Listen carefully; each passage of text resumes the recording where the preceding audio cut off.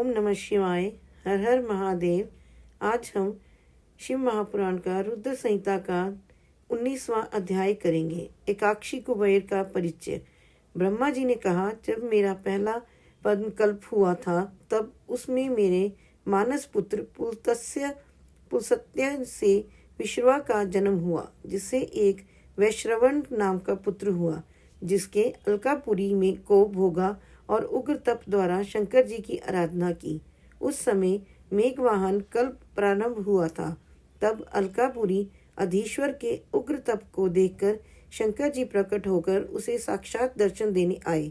तो उसने कहा, हे शिव जी, आपके अपरिमित तेज से मेरे नेत्र बंद हो गए हैं, अतः अपने चरण कमलों के दर्शन की सामर्थ्य मेरे नेत्रों को दीजिए। हे मुने शेखर, आपको नमस्कार है। वह यज्ञदत्त का वही पुत्र था जो कि शिवजी की सेवा से अलकापुरी में आकर राजा हुआ था। तो जब उसने शिवजी के साथ पार्वती जी को देखा तो उनके प्रति उसने क्रूर दृष्टि की। इससे उसका बाएं नेत्र फूट गया। शिवजी ने पार्वती जी से कहा, यह तुम्हारा पुत्र है, तुम्हें क्रूर दृष्टि से नहीं देखता है, किंतु तुम्हारी तपस्या की प्रशंसा करता है, अतः मैं इसे निधियों का स्वामी बनाता हूँ।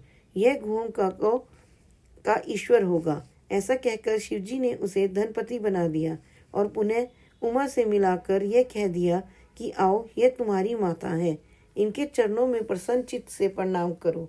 फिर उमा से कहा कि हे देवशी, हे तपस्विनी, इस अपने अंगज पुत्र को पर प्रसन्न होवो। तब जगदम्बा पार्वती प्रसन्न हो यज्ञदत्त के उस पुत्र से बोली, हे वत्स, तुम्हारी शिवजी में सर्वदा निर्मल भक्ति होवे, परंतु तुमने जो अपने बाएं नेत्र से तिरछे होकर मुझे देखा है, इससे तुम्हारा बायां नेत्र तो नहीं रहेगा, किंतु देव ने तुमको वर दिया है, उसके अनुसार तुम कुबेर बनकर रहो। फिर तो महादेव जी ने उसे वैश्वेश्वर नामक स्थान में कुबेर बनाकर प्रवेश करा दिया और स्वयं उसकी अलकापुरी नामक महानगरी के समीप में ही अपना कैलाश नामक स्थान नियत किया। 20वां अध्याय। कुबेर और शिव का सखा भाव वर्णन। ब्रह्मा जी बोले, हे नारद, अब तुम वह आख्यान सुनो जिस प्रकार कुबेर कैलाश पर्वत पर तप करने आया और उसके तपोबल से शिवजी वहां पहुंचे।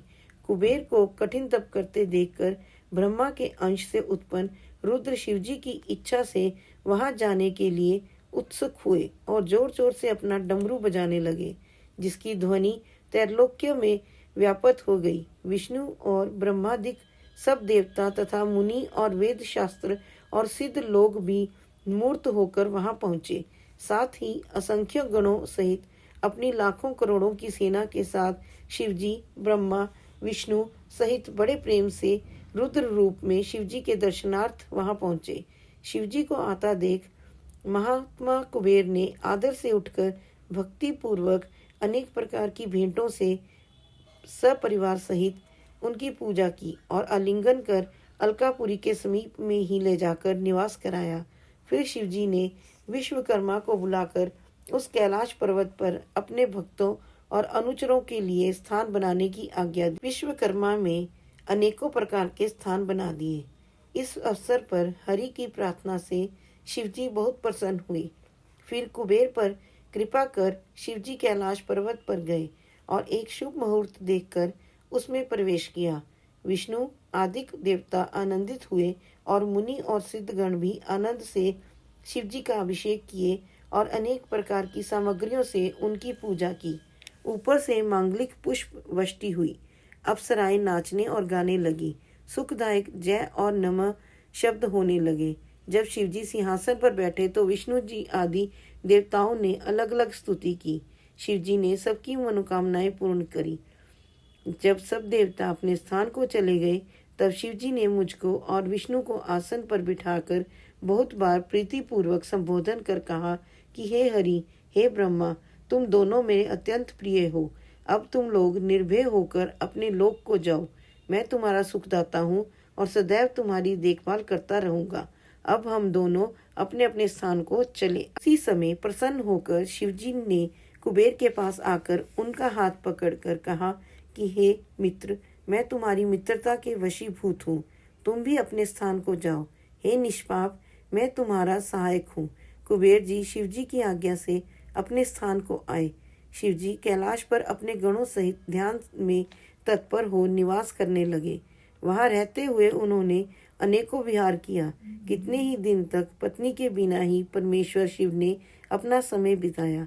फिर दक्ष की पत्नी से उत्पन्न सती से विवाह किया। फिर तो महेश्वर दक्ष पुत्री सती के साथ विहार करने लगे। लोकाचार में परायण होकर शिवजी और सुखी हुए।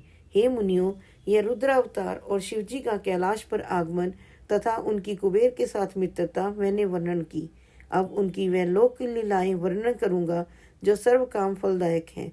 जो इस कथा को शांत चित्त से पढ़ेगा और सुनेगा, उसे संसार में सब भोगों की प्राप्ति होकर परलोक में मुक्ति प्राप्त होगी। हर हर महादेव। अब यहाँ पे हमारी रुद्र संहिता दूसरा अध्याय समाप्त होता है। इसके बाद हम अगले में द्वितीय सती खंड प्रारंभ करेंगे। अगर इसमें पढ़ने में मुझे कोई भी त्रुटि हो, शब्दों की त्रुटि हुई हो, तो उसके लिए मुझे क्षमा करें।